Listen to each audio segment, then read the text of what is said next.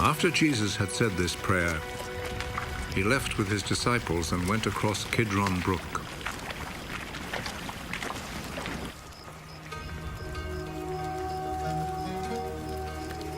There was a garden in that place, and Jesus and his disciples went in.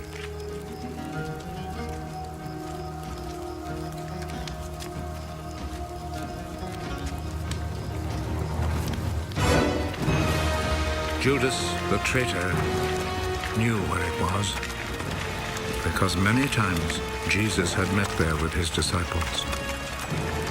So Judas went to the garden, taking with him a group of Roman soldiers and some temple guards sent by the chief priests and the Pharisees. They were armed and carried lanterns and torches.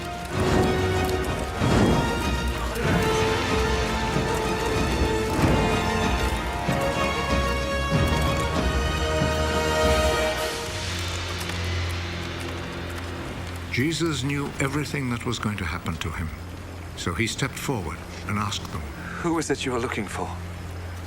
Jesus of Nazareth.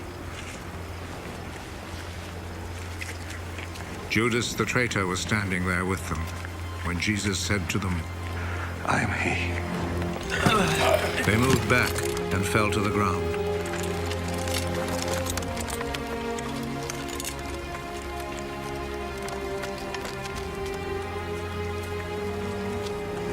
Again, Jesus asked them,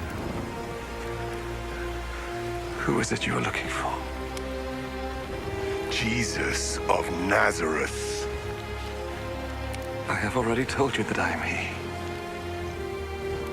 If then you are looking for me, let these others go. He said this so that what he had said might come true. Father, I have not lost even one of those you gave me. Simon Peter, who had a sword, drew it and struck the high priest's slave, cutting off his right ear. The name of the slave was Malchus. Put your sword back in its place. Do you think that I will not drink the cup of suffering which my father has given me?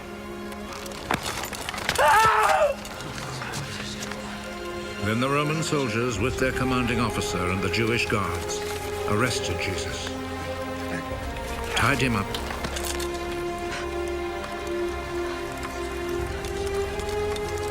and took him first to Annas.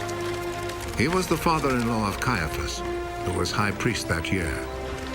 It was Caiaphas who had advised the Jewish authorities that it was better that one man should die for all the people.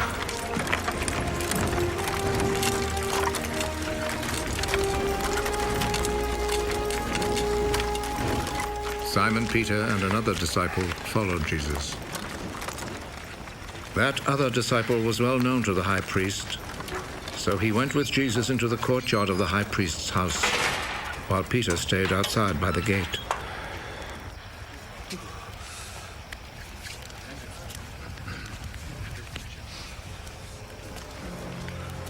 Then the other disciple went back out, spoke to the girl at the gate, and brought Peter inside.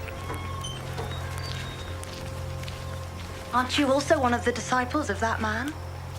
No, I'm not.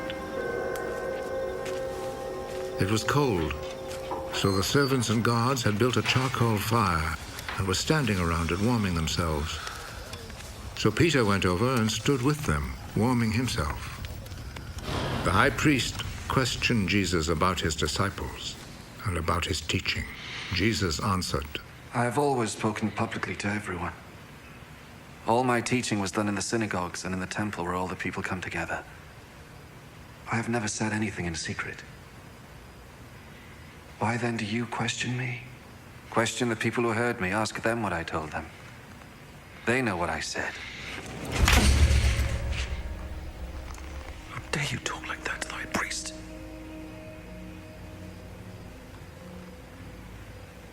If I have said anything wrong, tell everyone here what it was.